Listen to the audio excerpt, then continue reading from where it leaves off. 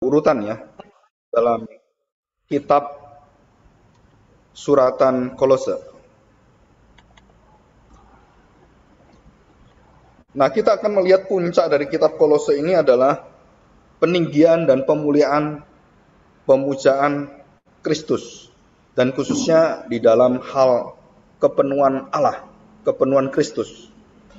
Nah, kita akan membaca dalam firman Tuhan Kolose pasal 1 ayat yang ke-7 ya. Kolose pasal 1 ayat 7.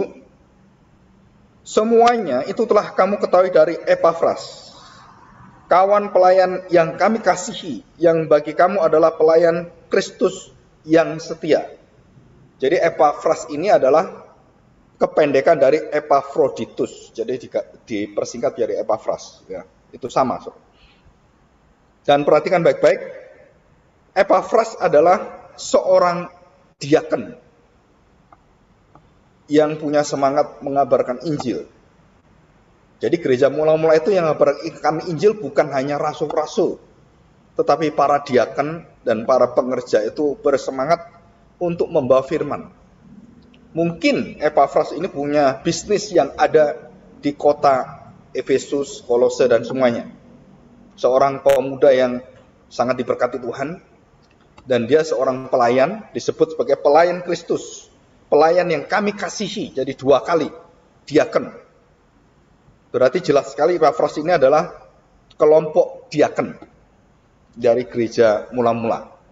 Dan dari diaken inilah, Epafras inilah, Rasul Paulus mendengarkan apa yang terjadi di Kolose, dan termasuk juga di Efesus dan beberapa kota. Dan Epafras juga bersama-sama Paulus di penjara karena imannya. Jadi anak muda ini luar biasa sekali. Saya kadang-kadang berdoa juga supaya ada anak muda yang, ya saya juga masih muda ya sebenarnya, bukan saya tua.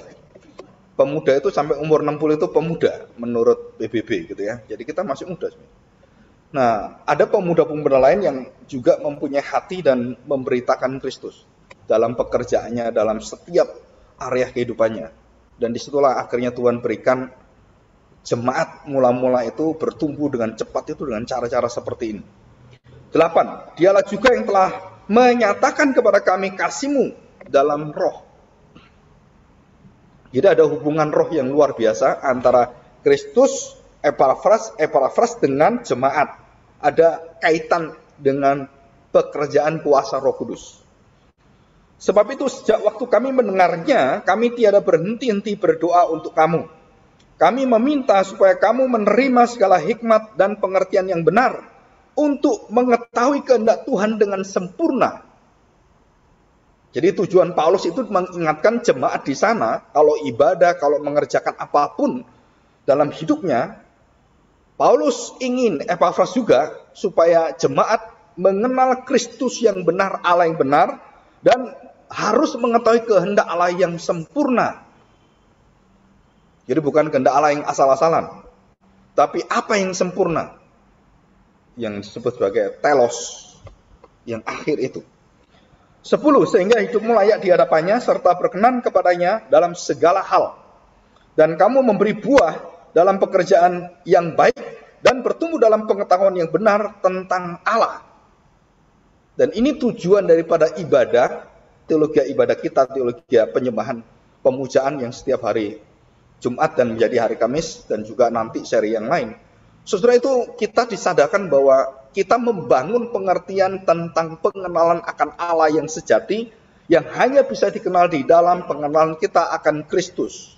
Dan itulah yang dibawa oleh para rasul, para diaken, para bapak gereja, dan para hamba Tuhan, pendeta, penginjil, guru Injil, semua itu harus membawa ini. Dan termasuk di dalamnya adalah penatua, diaken, atau vikaris, atau apapun. Ya, pendeta pembantu, pendeta muda, dan istilah-istilah yang lain yang ada di gereja. Dan itulah puncak dari ibadah adalah peninggian, meninggikan nama Kristus, bukan yang lain. Ya, di sini 11. Dan dikuatkan dengan segala kekuatan oleh kuasa kemuliaannya untuk menanggung segala sesuatu dengan tekun dan sabar. dan mengucap syukur dengan sukacita kepada Bapa yang melayakkan kamu untuk mendapat bagian dalam apa yang ditentukan untuk orang-orang kudus di dalam kerajaan terang. Hari ini saya akan membawa kita belajar satu kata kerja yang penting sekali. Dan itu ada dalam setiap suratan Rasul Paulus. Setiap kali saudara membaca, saudara bisa mengecek. Atau saudara mendownload aplikasi interlinear yang gratis, yang luar biasa itu. Dulu kita beli jutaan bukunya, sekarang gratis. Saudara bisa cek sangat mudah. Nah sebenarnya saya ingin mengajari kita juga sama sih. Ya, nanti mungkin kita bisa belajar. Mungkin di hari Kamis itu saya akan banyak buka satu cara-cara untuk belajar Alkitab, bahasa aslinya apa, Yunani, Ibrani juga dengan aplikasinya. Ya, supaya kita belajar jemaat jadi pinter. Supaya tidak tersesat dengan pengajar-pengajar yang menyesatkan itu. Nah, saudara, arti mendapat bagian, mendengarkan, terus kemudian kata-kata kerja yang dipilih, dipanggil, dan ditentukan oleh Tuhan, semua bentuknya adalah bentuk sekali dikerjakan oleh Tuhan, dan itu dikerjakan selama-lamanya sampai sempurna. Namanya tensis aorist tense. Ya, nah kalau kita lihat di sini, di PowerPoint yang keempat, aorist tense. Ini hanya kitab Kolose. Mendengar, mengenal, itu semua aorist tense. Belajar aorist tense. Memperkenalkan, menyatakan, dipenuhi dalam ayat 9, ayat 7, ayat 6, berjalan dalam ayat 10, melayakkan, berkualitas, melepaskan kita, memindahkan kita, mentransfer kita dari kerajaan terang menjadi kerajaan gelap, menjadi kerajaan terang. Itu semua bentuknya adalah sekali dan tidak pernah berubah, akan sempurna. Yang pertama bangkit, Yesus pertama bangkit dan sekali bangkit dia terus bangkit dan tidak akan mati. Nah itu namanya aorist tense. Yang berkenan itu juga aorist tense. Berdiam, menetap, meno. Meno itu menetap bahasa Yunani-nya. Menetap. Jadi Allah berdiam menetap dalam hatimu, itu aorist tense. Jadi berhenti dalam hati kita dan tidak keluar dan selama-lamanya menyertai kita dan aktif. Ya, mengadakan perdamaian atau memperdamaikan itu aorist tense. Bukan hanya sekali terus bisa hilang, enggak. Nah, saudara, kenapa orang-orang reform, kaum Puritan itu begitu tegas dalam keselamatan, tidak akan bisa hilang dan tidak akan kita dibuang oleh Tuhan dan selama-lamanya kita tidak yang digenapi dalam perjanjian baru yang dilakukan oleh Yesus Kristus di kayu salib dengan kematiannya. Nah, saudara, doktrin yang penting seperti ini itu yang ingin Paulus tegakkan di dalam setiap iman, kasih, pengharapan orang percaya yang ada di gereja-gereja mula-mula itu. Jadi jangan pernah engkau dipindahkan dan dialihkan dari Injil yang sejati itu. Jangan pernah engkau terkecoh atau kamu tergiur dengan ajaran-ajaran tambahan. Tapi kenyataannya kita lihat di dalam kekristenan, saudara, iman salvific faith, iman yang menyelamatkan itu semakin berkurang dipercaya. Dan semakin banyak ditambahkan iman yang harus melakukan ABCD. Dan juga dikurangi dan lain-lain. Jadi banyak orang mengatakan, iya, betul ada anugerah, tapi kami juga harus bertanggung jawab. Dan itu bergantung pada saya. Keselamatan tidak bergantung pada Tuhan, bergantung pada saya. Kalau saya berdosa terus, maka dosa saya itu membuat saya tidak selamatkan Tuhan. Tuhan itu adil. Dan kalau kita berdosa terus diukur dalam timbangan dosa dan kebaikan, dosa saya terlalu berat, maka saya masuk neraka. Saudara-saudara, sama dengan orang beragama yang lain, orang Islam dan semuanya. Kalau kita memperhadapkan perkara dosa itu dengan timbangan, ya, karena Tuhan tidak memakai timbangan, Tuhan memakai darah Kristus, bukan timbangan. Nah, saudara, di sini memberikan diri, terus melengkapi, dipercayakan, meneruskan sepenuhnya sampai ayat yang ke-26, dimanifestasikan kasih Allah itu dan memenuhi kita, itu semua bentuknya adalah aorist tense. Jadi saudara, kalau kita sudah mengerti tentang keunikan dan juga begitu kuatnya bahasa aslinya yang menjelaskan pada kita, saudara, kita nggak bisa lagi untuk bermain-main dengan keselamatan itu bergantung pada tanggung jawab kita. Saudara, karena kita tidak tahu tanggung jawab itu lahir dari mana. Tanggung jawab kita lahir dari anugerah Tuhan. Jadi semua anugerah Tuhan. Orang yang dipercaya dan diselamatkan, pasti dia memiliki hati untuk menyembah Tuhan dan memuliakan Tuhan dan mengasihi Tuhan, mengasihi sesama. Dan itu semua adalah dinyatakan dalam perbuatan baik. Tapi bukan berarti orang berbuat baik itu artinya akan mendapatkan keselamatan. Bukan. Perbuatan baik berasal dari apa? Dari hati yang dipenuhi dengan keselamatan oleh Tuhan. Anugerah sukacita. Nah, ini yang penting sekali. Jadi Allah menghendaki penetapan, Allah menghendaki pengudusan. Saudara, semua kalimat itu semua, hampir semuanya berkaitan dengan keselamatan. Saudara, itu bentuknya adalah dilakukan sekali dan terjadi sampai selama-lamanya. Itu namanya aoristens. Dan bukan 1-2 kalimat.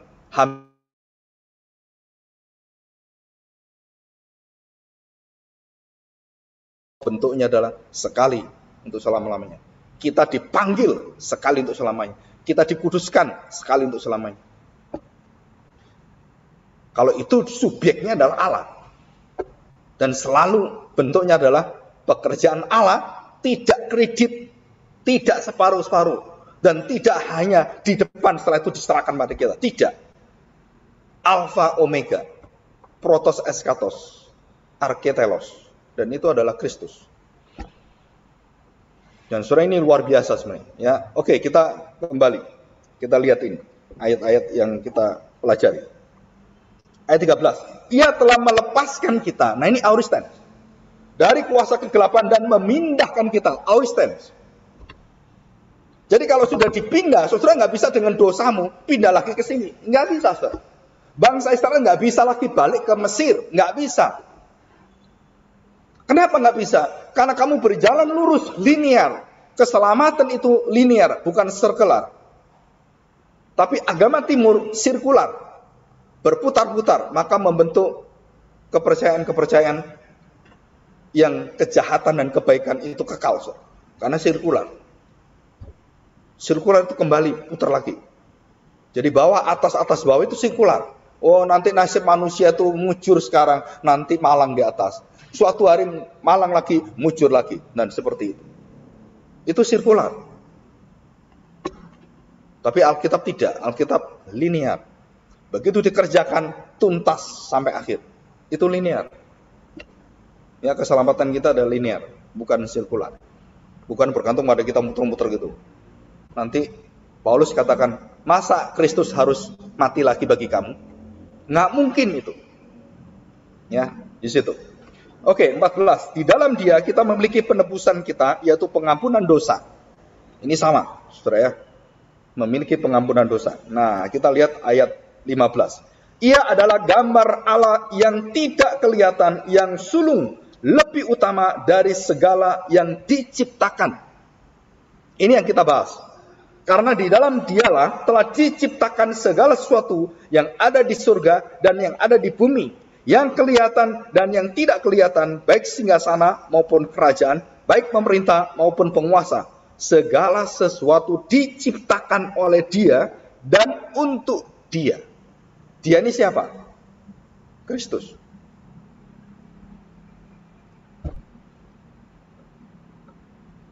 Nah, surah ayat 17 ini yang disalah mengerti oleh saksi Yehova, Mormon, dan yang lain-lain. Kenapa? Karena Yesus itu adalah ciptaan. Dan banyak orang tanya, biasanya kalau saya ngajar di siswa SMA atau ya waktu di university gitu kan, biasanya mereka tanya ayat ini, saudara. Hampir kebanyakan. Kalau dibuka pertanyaan, mereka banyak tanyain. Ia terlebih dahulu dari segala sesuatu, dan segala sesuatu ada di dalam Dia. Ayat 16 sama, karena di dalam Dia telah diciptakan segala sesuatu. Ia terlebih dahulu ada dari segala sesuatu, dan segala sesuatu ada di dalam Dia. Saudara mengerti maksudnya? Dia dikatakan terlebih dahulu dari segala sesuatu. Jadi dia ada sebelum semua ada. Dan semua ada karena dia ada. Dia ada sebelum semua ada karena dia. Saya tanya, apakah itu berarti seperti pikiran orang-orang saksi Yehova yang mengatakan bahwa Yesus diciptakan? Ada nggak kata-kata di sini? Berarti kalau dia sebelum semua ada, dia ada. Nah Tuhan ciptakan dia dulu, baru ciptakan semua melalui ciptaannya ini.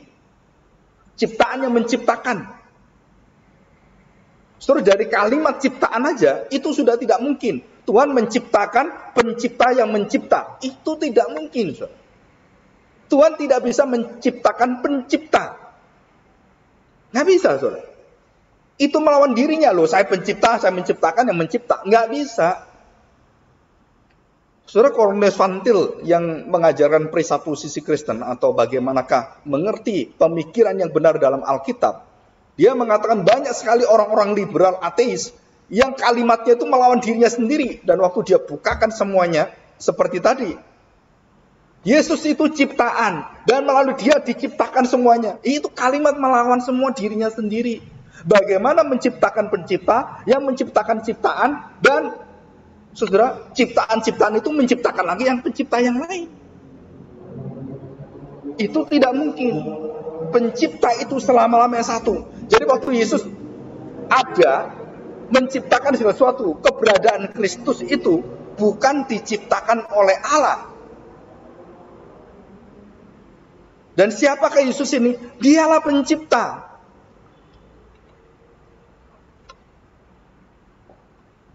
Sebelum semua ada, dia ada. Nah, siapa dia? Nah, dia bukan ciptaan. Nah, kalau bukan ciptaan apa? Ya pencipta. Nggak ada yang lain. Kalau dia pencipta, maka segala sesuatu diciptakan dia, dan segala sesuatu diciptakan untuk dia. Nah, baru benar ini. Nah, Yesus sendiri kalau Allah. Nah, Allah ini siapa lagi yang dia katakan dia itu? Nah, saudara, di sini kita melihat pencipta itu bukan satu pribadi. Pencipta itu ada 3 pribadi. Itulah iman Kristen. Allah yang sejati adalah Esa. Kita tidak boleh mengatakan, oh Allah nggak Esa. Nggak bisa, saudara. Iman Kristen, Allah itu Esa. Satu-satunya Allah. Tapi di dalam keesaan Allah itu ada 3 pribadi. Kok tahu? Nah, dari setiap suratan dan keterangan, penjelasan, pengajaran Tuhan Yesus, kita tahu. Berdoalah kepada Bapa kami. Oh, Bapa. Berarti Yesus dan Bapa. Dan kemudian Yesus mengutus Roh Kudus. Oh, ada Roh Kudus. Dan 3 pribadi ini adalah sama sederajat, sekualitas, dan tidak ada perbedaan apapun kecuali dalam peranan. Mereka disebut sebagai Allah. Bapa itu Allah. Loh Pak, kalau disebut Roh Allah, Roh Tuhan, Roh Kudus, Roh Yesus itu siapa? Ya Roh Kudus. Banyak orang Kristen bingung. Roh Allah itu ya rohnya Allah. Roh Kudus rohnya Roh Kudus. Roh Kristus rohnya Kristus. Wah, keblinger kita, saudara. Roh Allah, Roh Kudus, Roh Kristus, Roh Yesus itu adalah Roh Kudus.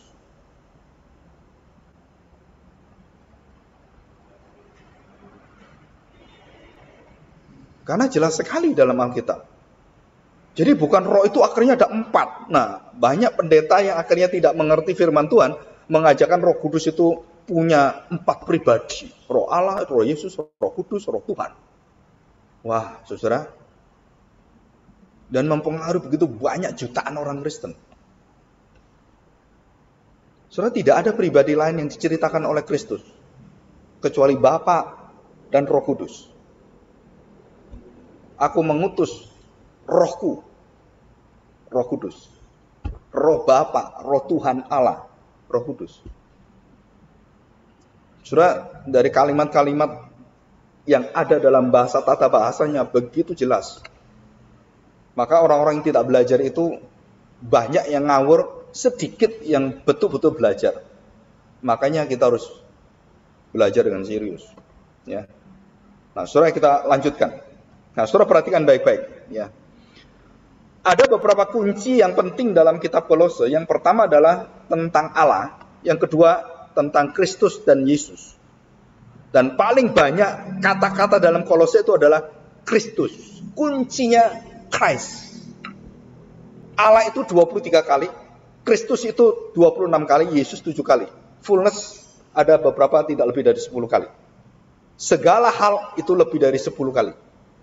Segala hal, segala sesuatu, segala hal, segala sesuatu. Jadi tema yang terbesar adalah Christ Center Exalted. Seluruh suratan Rasul Paulus itu meninggikan pribadi satu-satunya adalah Kristus di dalam gereja. Dalam segala perkara apapun, masalah perselisihan apapun, kamu kembali pada Kristus. Kamu diperbaiki, didisiplin, dan kemudian dibangun ulang. Saudara, kalau kita ada masalah di gereja, kita harus kembali pada Kristus. Segala masalah apapun. Jangan kembali pada hikmat manusia. Kalau kembali pada hikmat manusia tambah pecah kita. Tapi kembali pada Kristus. Jadi tema yang utama adalah dari inkarnasi sampai Kristus ditinggikan karena pekerjaan dan pelayanan dia dan bagaimana dia mati mendamaikan kita. Saudara, itu tidak ada bandingnya dan tidak ada taranya dan tidak bisa dibandingkan, digantikan oleh siapapun.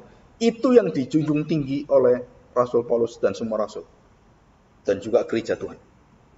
Yang pertama. Yang kedua, saudara, the power of Christian faith itu adalah penderitaan.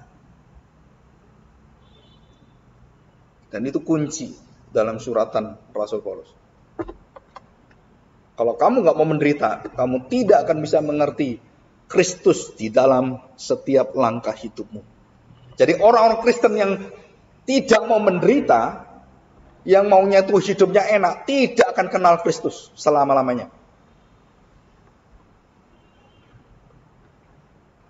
Jadi pengajaran yang membuang penderitaan Kristus dalam iman Kristen, dalam mimbar itu, engkau tidak akan pernah mengenal Kristus.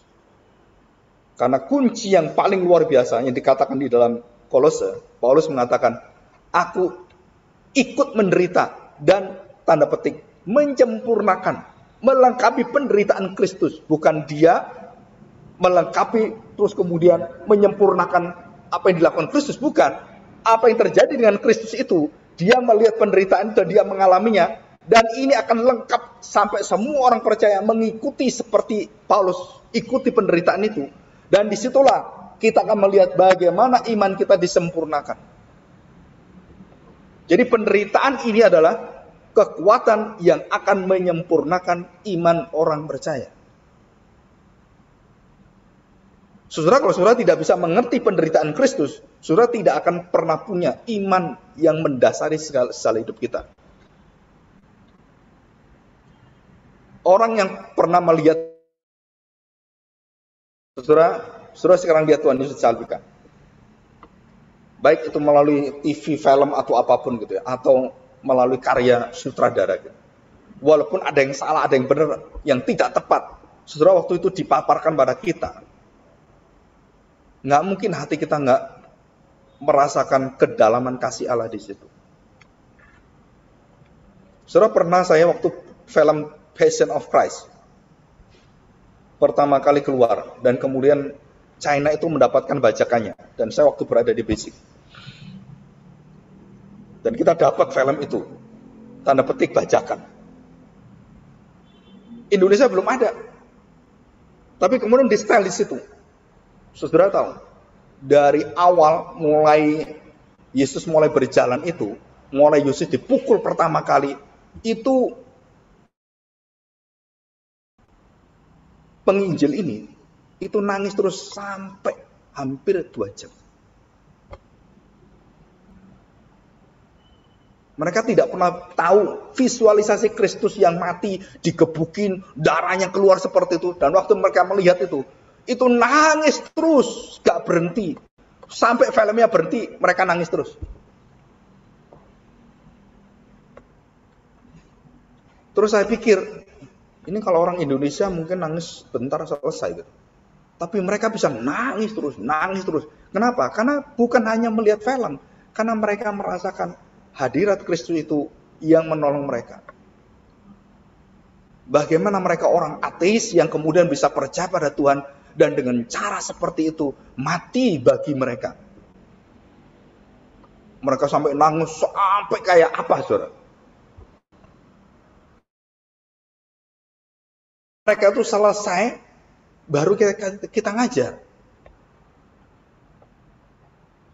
Dan waktu itu saya mengajar tentang Kristus dan segala kemuliaannya. Nah, apakah cukup dengan mereka menangis seperti itu dan sebagainya? Nah, saya nyatakan apa yang firman Tuhan ceritakan. Perasaan kita dengan kita menangis seperti itu, saudara, itu adalah wujud separuh iman kita.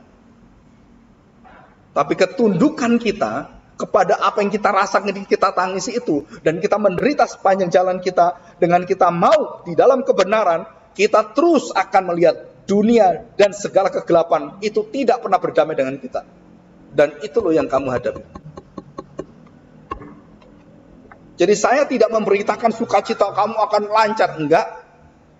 Kalau saya beritakan itu, saya diusir oleh mereka. Saudara tahu mereka bercerita, ada pendeta, terus mendoakan mereka dan mengajari, diusir oleh mereka. Kenapa diusir? Kami tidak punya iman seperti ini. Kami ingin iman yang benar. Ini iman gak benar, minggir.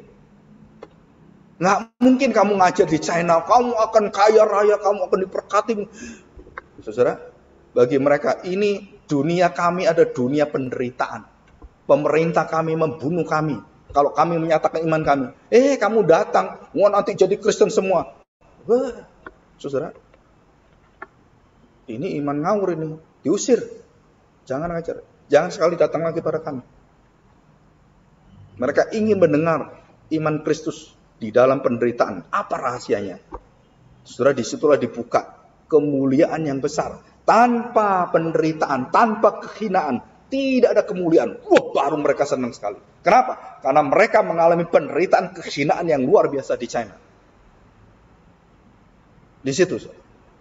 Dan kita yang tidak pernah merasa hina, menderita, kita sulit mendengarkan ini. Kenapa? Karena selama kita hidup kita nggak susah. Kita menjadi anaknya orangnya semuanya serba ada. Bagaimana kamu bisa menderita dalam Kristus?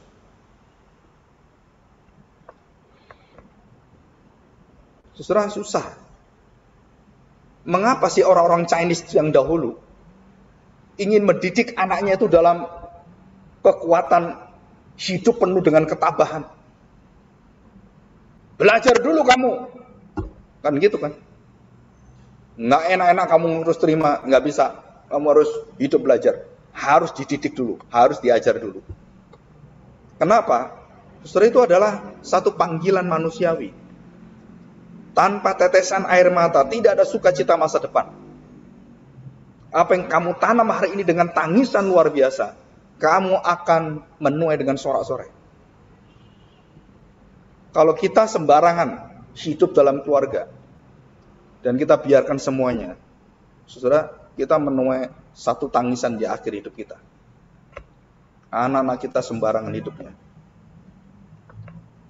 Saya lihat sekarang ada tren yang luar biasa, saudara. Saudara ke mall-mall. Dulu itu nggak pernah ada. Kita ke mall. Dulu yang mall itu yang besar-besar, yang gede-gede, yang restoran itu hampir semuanya tuh orang Chinese semua, betul? Sekarang lihat, dipenuhi bukan orang Chinese. Dan mereka orang kaya baru. Itu orang-orang yang semuanya kita lihat yang tidak pernah kita pikirkan. Mereka memenuhi XO, Suki, semuanya itu orang-orang biasa semua. Pemerintah sekarang menggoncorkan dana yang besar untuk pegawai negeri semuanya. Mereka mobilnya banyak, mereka makan luar biasa. Dan memenuhi semua tempat-tempat yang bergengsi itu. Yang dulu itu hanya orang-orang Chinese yang kaya yang kesana. Sekarang no. Mereka semua tumplak-blak di situ. Kita sekarang makan di situ mikir. Kenapa mikir? Masa kesulitan seperti ini. Mereka enggak mikir apapun. Saudara, ini masa depan bangsa ini kemana? Saya nggak tahu. Yang pasti terpuruk. Kenapa? Karena engkau buang semuanya. Saudara, tukang kredit itu,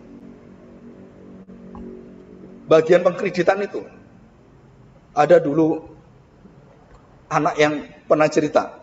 Saudara tahu, hampir semuanya yang beli mobil baru itu pegawai negeri semua. Kok bisa? Gajinya besar. Tidak pernah mikir masa depan, dan apa yang dilakukan? Beli dulu. Kalau nggak bisa bayar, kalau dia semuanya ada dipecat dan lain-lain semuanya, udah jual lagi. Begitu pendeknya pikirannya. Tapi kalau orang yang di dalam iman Kristen, suruh dari awal kita diminta oleh Tuhan, seperti Kristus hidup, hiduplah kamu seperti Dia. Untuk orang lain, bukan untuk dirimu, untuk masa depan, dan semua itu ditanamnya di situ. Maka orang-orang menyebutnya sebagai orang kapitalis, karena kita punya kapital, saudara. Yang menggerakkan dunia ini kapitalis, karena kapitalnya besar. Dan semua mengarah kapitalis. Wah, Indonesia dibuat supaya kapitalis itu kejam menjajah itu. Padahal bukan. Saudara, itu karena kepintaran, kehematan dan semuanya. Dan siapa bangsa yang paling luar biasa? Israel. Yang menjadi seluruh tolok ukur di dunia ini. 10 orang kaya di dunia, semua dari orang Israel. Baru masuk tahun ini. Kalau nggak salah 10 itu salah satunya orang China. Tetapi nggak akan bertahan lama. Sampai hari ini, itu orang-orang yang hebat itu semua di situ. Baru keluar sekarang orang kaya terbaru yang paling tertinggi itu Elon Musk. Yang bisa nyusul dengan luar biasa. Saudara, mereka semua itu kalau kita lihat, saudara kita pikir, oh ini orang kaya gampang enak. No. Saudara, SpaceX waktu punya cita-cita roket ke sana balik lagi ke sini, itu gagal hampir 10 kali, hancur pesawatnya. Dan itu kerugiannya besar sekali. Bangkrut dia. Tapi dia balik lagi, dia balik lagi. Sampai akhirnya roket pesawat itu, saudara, dibuang ke angkasa, itu sudah dibuang ke sana. Enggak, bisa balik. Dan baliknya bisa persis sama turunnya. Dan itu mustahil, saudara. Tapi bagi Elon Musk, nggak bisa mustahil. Harusnya bisa. Dan akhirnya bisa, tapi hancurnya, saudara nggak melihat berapa kali dia hancur pesawatnya. Mau bangkrut, mau hancur hidupnya. Setelah itu, semuanya adalah penderitaan. Dalam penderitaan. Kita juga sama. Ya. Kita bersyukur pada Tuhan. Jika itu ada orang-orang beriman yang mengerti penderitaan Kristus. Dan yang terakhir adalah kebangkitan sebagai asuransi kekekalan kita. Nah, saudara, kita melihat. Saudara, gambar Allah yang dinyatakan di dalam kalimat ayat 15. Ia adalah gambar Allah yang tidak kelihatan. Yang sulung lebih utama dari segala yang diciptakan. Ada 3 hal yang penting kualitas dari gambar Allah. Yang pertama adalah tidak kelihatan, yang sulung lebih utama dari segala yang diciptakan. Apa maksudnya ini? Saudara, arti daripada ikon gambar Allah yang tidak kelihatan, yang sulung lebih utama dari segala yang diciptakan, saudara, arti dari yang sulung itu adalah protos. Kita lihat Wahyu 22 ayat yang ke-13. Ya. Dan itu ada dalam Yesaya 44 ayat 6, 48 ayat 12. Jadi Yesaya sudah mengerti ini. Yesaya. Dan Wahyu pasal 1 ayat 8, ayat 17, Wahyu pasal 2 ayat 8. Itu semua tentang Alfa Omega. Dan yang paling lengkap adalah Wahyu 22 yang terakhir, ayat 13. Dan ini kalimat dari Tuhan Yesus langsung, yang langsung berbicara kepada Rasul Yohanes. Itu langsung Tuhan Yesus. Dalam penglihatan itu. Perhatikan. Aku adalah Alfa dan Omega. Yang pertama dan yang terkemudian. Yang awal dan yang akhir. Jadi ini ada 2 hal yang penting sekali. Jadi perbedaan Yesus dengan semua ciptaan yang ada. Dan Yesus dengan semua yang pernah ada. Yang ada yang kelihatan dan yang terlihat, yang tidak kelihatan. Saudara, kita hanya dunia yang bisa kita lihat. Manusia terbatas dengan apa yang dia lihat. Kalau mau yang melihat yang tidak terlihat, manusia harus dibantu dengan teleskop atau mikroskop. Betul kan? Makroskop atau mikroskop. Teleskop kan makroskop. Manusia harus punya alat bantu untuk melihat sesuatu yang tidak bisa dilihat. Dan alat bantu apakah yang kita bisa melihat Bapa surgawi? Apa saudara? Untuk melihat angkasa, wah, teleskop Hubble. Waktu kita lihat, wah, kita ini kecil sekali. Wah, ada jutaan miliaran, bukan hanya miliaran.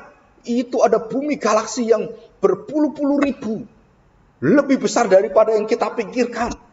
Dan kita kemudian semakin teleskopnya semakin canggih, semakin kita,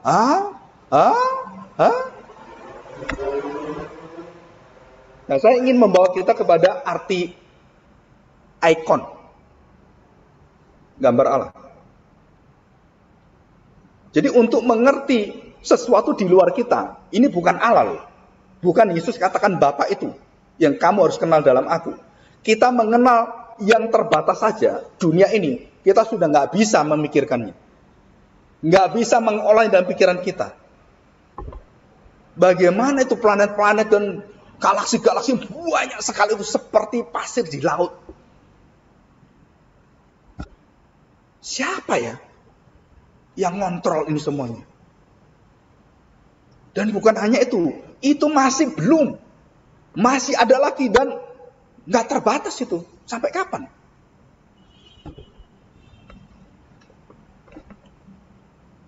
Saudara, semakin kita memakai perantara, waktu kita melihat kepada apa yang ada di luar diri kita, ciptaan yang lain itu, saudara, bukan hanya yang makro, termasuk yang mikro.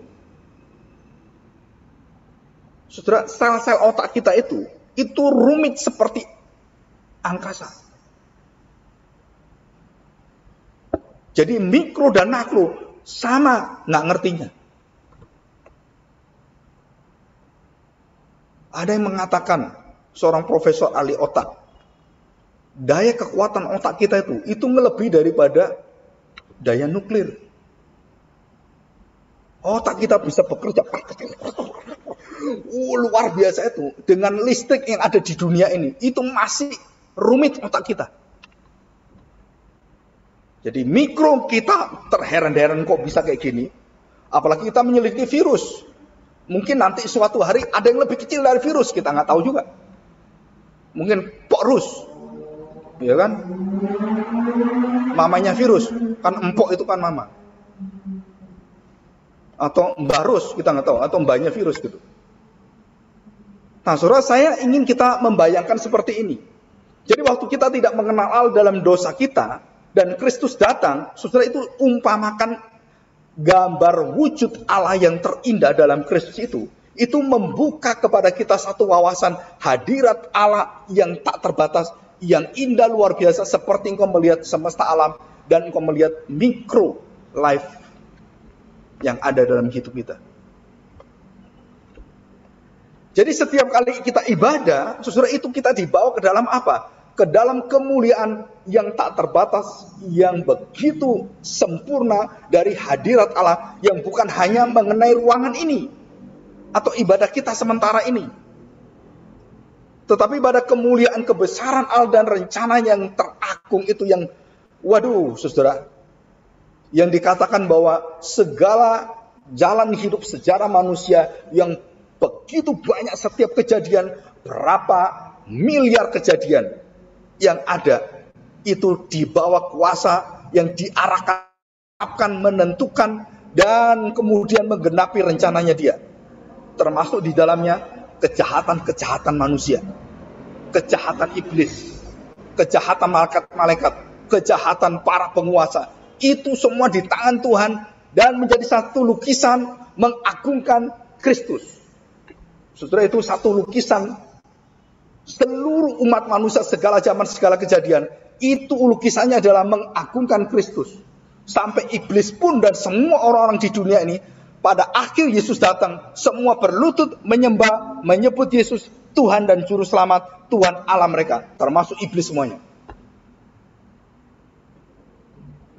Nah, kita yang tidak bisa melihat apa yang dilihat oleh Paulus ini, Paulus ceritakan dalam tulisannya, supaya jemaat diberikan kekuatan pengharapan yang dikuatkan di dalam apa? Iman yang tidak pernah berubah, karena Tuhan sudah menetapkan dalam hati kita. Dan itu loh saudara yang diajarkan. Dan kita seringkali terbawa dengan kelemahan-kelemahan kita. Kita tidak tahu betapa yang menyertai kita itu, Yesus Kristus itu, Immanuel itu. Saudara, kalau kita tahu kita berada dengan siapa, saudara, saya tanya, siapa lawan kita? Orang-orang karismatik senang pakai kalimat ini, saudara. Tapi orang reform, injili, presbyterian anti kalimat ini. Kalau Tuhan di pihak kita, siapa lawan kita? Dan itu betul, saudara. Saudara, bayangkan kalau Kristus bersama dengan kamu. Yosua waktu melawan orang Kanaan, gemeter dia. Saudara tahu? Dan tidak bisa berbuat apa-apa mereka. Dan kalau tidak ada panglima bala tentara Allah datang menghadap pada Yosua dan membuka pandangan Yosua, begitu besarnya dia, seperti raksasa, saudara. Dan itulah Kristus, panglima bala tentara Allah, besar sekali, saudara. Bukan manusia dia, itu malaikat Allah. Dan Yosua melihat itu, dia langsung tersungkur. Dan bala panglima tentara Allah mengatakan, bukan kamu yang berperang, kamu tidak mungkin mengalahkan mereka. Aku berperang dengan mereka. Dihantam semua, bes, mati semua. Peperangan Israel, saudara, melawan Kanaan, itu bukan tangan manusia. Walaupun secara fisik, orang-orang Israel yang menang, teriak-teriak gitu. Yang berperang bukan mereka. Saudara, menghadapi tentara itu sudah tidak mungkin. Kamu orang kecil-kecil lawan raksasa, nggak mungkin. Tapi Yosua waktu melihat itu, kuasa Allah itu bukan hanya tembok Yeriko. Seluruh orang-orang Kanaan yang hebat-hebat itu, dan punya kekuatan senjata teknologi yang luar biasa. Saudara, dihantam oleh bala tentara Allah. Habis semua. Saudara, banyak. Jadi kalau saya sekarang seorang anak disertai papanya, itu hatinya tenang. Seorang rakyat disertai presidennya, kita kurang apa? Kalau orang percaya disertai oleh raja di atas raja, saya tanya, saudara mau kurang apa? Nah, disinilah kita melihat hati Paulus itu. Waktu mendengarkan iman mereka yang luar biasa dari Epafras. Waktu mereka dalam imannya, dalam kesetiaannya, dia bersyukur. Tapi Paulus melihat ada kekurangan dalam iman mereka apa? Engkau melihat, aku ceritakan ini, lebih daripada yang kamu imani. Kristus yang adalah gambar Allah, yang melindungi kamu, yang menguatkan kamu, yang menyediakan semuanya, dan yang memperdamaikan kamu. Itu adalah lebih dari segala pemerintahan semua yang ada. Kenapa saudara? Jemaat diingatkan Paulus tentang Kristus yang adalah kaisar, raja di atas raja. Kenapa? Karena jemaat, tetap manusia. Mereka takut dengan kaisar. Mereka takut dengan Romawi. Bayangkan saudara, Romawi pada saat itu tidak terkalahkan. Bangsa-bangsa lain ditaklukkan oleh dia. Saudara pikir Romawi itu dikalahkan siapa? Romawi bisa hancur dikalahkan siapa? Jawabannya cuma satu. Iman Kristen. Dalam sejarah kekuatan Romawi, itu kehancuran Romawi bukan karena diserang, bukan karena iman Kristen. Dan Tuhan katakan, pada saatnya nanti, begitu sudah ditetapkan, bangsa ini akan aku buang. Karena dosanya sudah puncak. akhirnya dihancurkan Romawi oleh Tuhan. Tahun 70.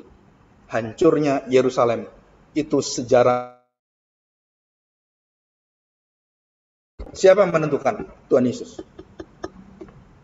Raja di atas segala raja. Dia tahu masa depan, apa yang terjadi. Dia beritahukan pada gereja, beritahukan pada murid-murid, orang-orang percaya. Nanti kamu lihat, bait Allah hancur semua. Bangsa Romawi hancur, terhapus dari muka bumi. Dan itu janji dari Tuhan. Dan inilah yang kita pelajari. Saudara, Paulus memakai bahasa yang punya seni bahasa. Dia mengatakan yang terlihat dan tak terlihat itu horata dan aorata. Itu kata-katanya bagus sekali dalam bahasa Yunani. Horata, ho itu artinya kehidupan, mulai dari nafas. A itu kematian, mulai daripada aorata. Horata. Saudara, ini Kolose pasal 1 ini adalah syair, saudara. Puisi memuliakan Kristus, meninggikan Kristus. Sama dengan Efesus pasal 1. Dan pasal 2 ada, tapi itu bercampur. Ya, bercampur dengan beberapa hal, tapi kita bisa lihat dari bahasa itu, betul-betul Paulus melihat waktu dia menuliskan, dia bukan menuliskan hanya untuk orang-orang di Kolose, bukan. Dia sedang menuliskan satu kekaguman dia dalam suratan Kolose itu. Dia sedang mengagumi dan membuat syair dengan kuasa Roh Kudus, dan di situ tanpa kesalahan dia tuliskan tentang Kristus.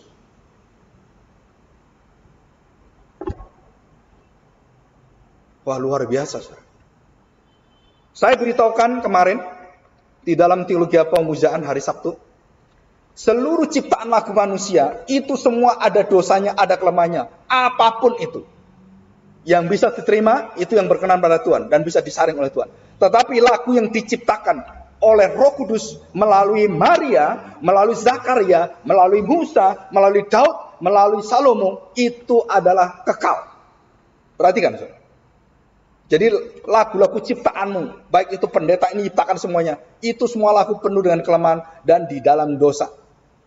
Dan tidak ada lagu yang bisa mengalahkan yang ada di Alkitab. Karena kita percaya Alkitab itulah tanpa dosa. Jadi semua lagu yang di sana itu adalah inspirasi. Lagumu tidak inspirasi, hanya eliminasi.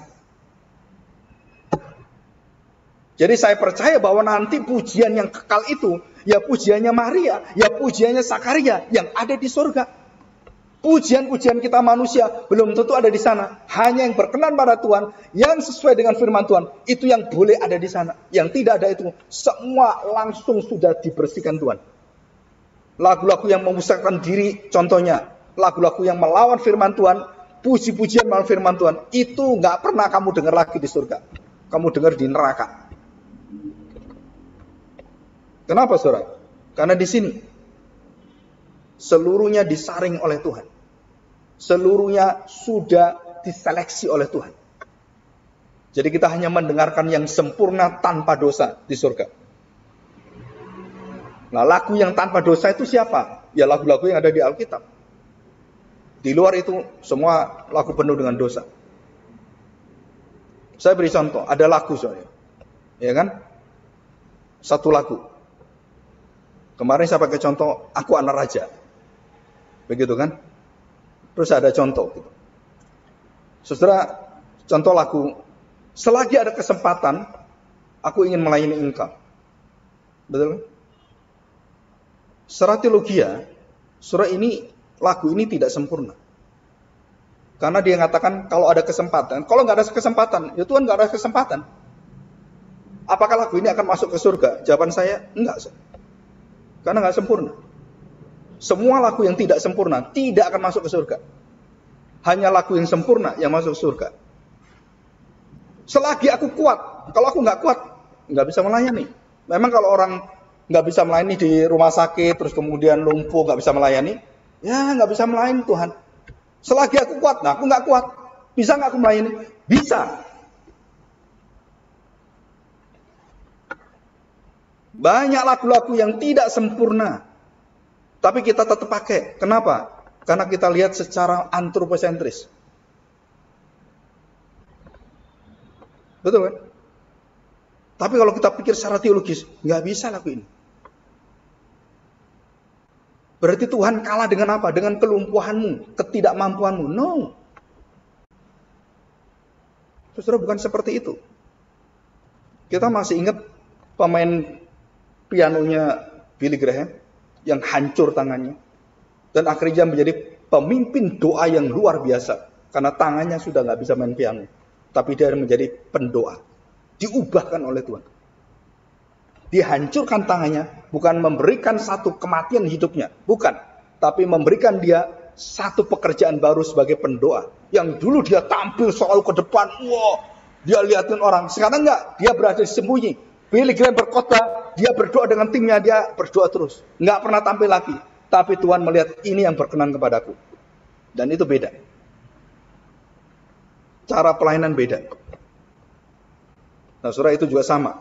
Nah, sekarang kita lihat bahas yang terakhir.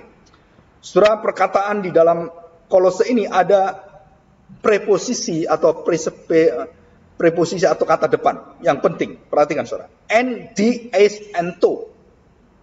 Dan itu semua berkaitan dengan subjeknya adalah Allah atau Kristus. Di dalam, melalui, dari, kepada. Dan tidak ada satupun kata preposisi ini itu diperuntukkan selain Allah. Jadi artinya apa? Semua dalam hidup kita itu dari awalnya melalui hidup kita dan di dalam semua kejadiannya untuk kemuliaan dan segalanya adalah untuk nama Tuhan. Bukan nama kita. Dan itulah yang membuat kita orang-orang yang kepingin kita muncul dalam hidup kita. Itu langsung kita marah dengan Tuhan. Kepentingan-kepentingan diri kita yang ada, kita langsung melawan Tuhan. Kenapa? Loh Tuhan, aku juga ingin dikenal orang dong.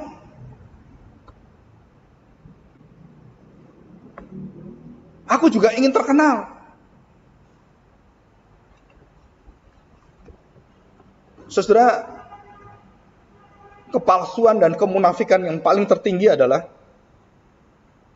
jika muka kita tidak dihargai.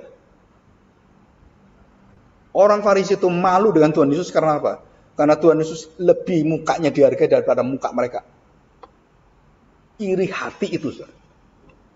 Itu jadi kebencian yang luar biasa.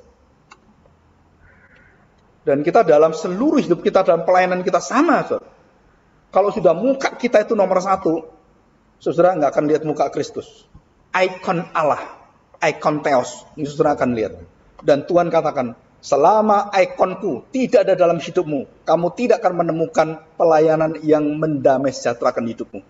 Tapi kalau mukamu sudah tidak ada dan tinggal muka Kristus, saudara, itu pelayanan penuh dengan sukacita. Karena bukan dirimu, tapi Kristus. Nggak ada yang perlu kita takuti, nggak ada yang perlu kita khawatirkan, nggak ada, saudara. Kenapa? Karena semua di dalam, kepada, melalui, untuk, bagi Allah. Dan selesai. Dan Paulus ingatkan pentingnya itu. Nah, baru kita akan membahas tentang the fullness of God. Bagaimana itu? Nah, kita minggu depan, kalau Pak Budi bisa, nanti bisa minggu depannya lagi. Nah, kita akan membahas tentang arti secara khusus the fullness of God dalam hidup kita. Apa sih artinya seluruh hidup kita itu Tuhan itu memenuhi hidup kita? Nah, Paulus bukakan rahasia ini kepada jemaat di Kolose. Ya, kita akan belajar ini. Kita bersyukur hari ini kita selesai pada puncak dari segala kemuliaan dari awal dan segala kejadian yang ada. Saudara, Tuhan mengatakan, aku menjamin engkau, aku sudah memperdamaikan engkau, aku sudah mengantar engkau, memindahkan engkau, dan jangan pernah lagi engkau ragu. Akulah Tuhan atas segala hal, segala sesuatu. Ya, mari kita berdoa. Bapa yang baik, kami bersyukur karena hari ini kami melihat dengan pengantara, baik dalam kehidupan kami yang mikro ataupun yang makro. Kami melihat Kristus yang bisa membuka satu kemuliaan, keabadian, kekekalan daripada kemuliaan Allah. Sehingga kami tidak bisa dalam hati kami tidak takjub dan kagum akan Engkau. Kami percaya Tuhan, bahwa setiap perjalanan kami adalah perjalanan yang dirancang oleh Tuhan. Bahkan dalam kelemahan-kelemahan kami tahu Tuhan menopang kami dengan ketabahan, kesabaran, dan di dalam Kristuslah kami mendapatkan satu kesempatan kembali datang pada Tuhan dalam pertobatan kami, dalam penyesalan kami, dalam segala keterbatasan kami. Tuhan, kami mau kami kembali seperti Yosua yang bertekad, pilihlah apakah engkau menyembah Allah yang lain, Allah Kanaan, atau tetap menyembah Yahweh itu. Kami di sini bertekad dalam hidup kami, keluarga kami, dan pelayanan kami, dan gereja kami akan tetap menyembah Kristus Tuhan dan Juru Selamat kami. Karena dialah segala-galanya bagi kami. Dialah yang mengatur, menetapkan, dan merancang, dan juga merencanakan semua dalam kehidupan kami. Apa yang terbaik, yang menjadi tersempurna, yang dipersembahkan dalam seluruh hidupnya kepada kami semuanya. Kami percaya Tuhan bahwa setiap langkah kami adalah langkah kemenangan. Setiap perjalanan kami adalah perjalanan yang penuh dengan kasih Tuhan. Dan setiap pandangan kami ke depan adalah pandangan pengharapan yang sudah ditetapkan oleh Tuhan, yang tidak pernah mengecewakan kami. Kami persembahkan hati dan seluruh hidup kami.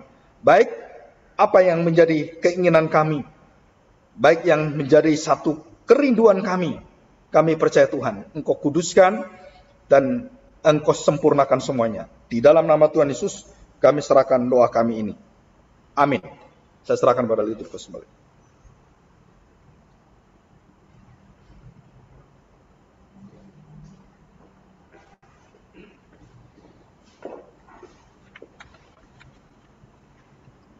Amin.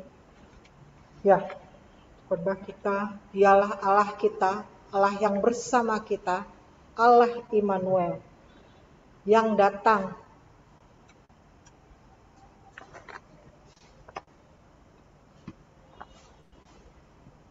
dan akan datang kembali, menyempurnakan kita dan membawa kita kepada kemuliaannya. Mari jemaat, saya undang berdiri, kita akan menaikkan pengakuan iman rasuli kita.